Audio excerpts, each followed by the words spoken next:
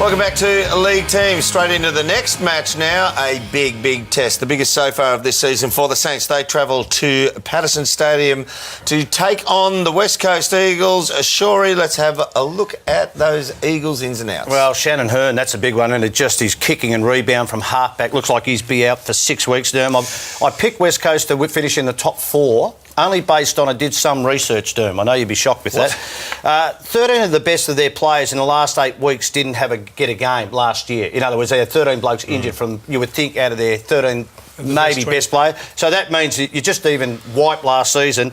This year, Xavier Ellis, Elliot Yeo come into the group. Everybody's up and firing and fit. The only thing I've got against it, Western Bulldogs and also Melbourne are the sides they've beaten in the first 2 rounds. They need a test. I don't know they'll get it with St Kilda, but I'll just sort of wait. But I still think they've improved a lot. And Nat Nui up and firing, their rucks, Keyfoot, they've got it all. One bloke, Callum Sinclair, I think he's going to be a superstar this year. I think he's going to be a star. With due respect, because they're all league players, but where they are on the ladder, they've come from, they've been soft kills.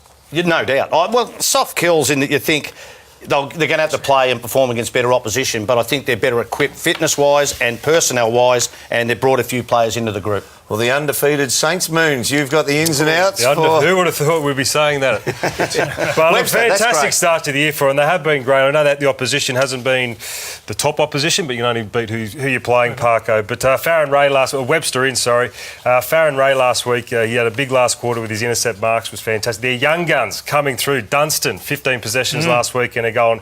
Eli Templeton, a little cult figure they've got going down there. 2 very big, important goals. Spoke to him on radio this morning. Really interesting little character. Yeah, he missed the first draft. He got rookied, and he said his parents, he had to take on his parents, and they were saying, well, get prepared for a life without football. He said, no, don't you believe in me? He didn't step away from the belief that he was going to play league football. So the big story I took from last week's game was Tom Hickey. We talked about McAvoy leaving. Was this the biggest mistake that St Kilda made over the break? Well, last week, Tom Hickey, 3 goals, 19 possessions, had a really big game. All right, can anyone see the Saints causing an upset? No.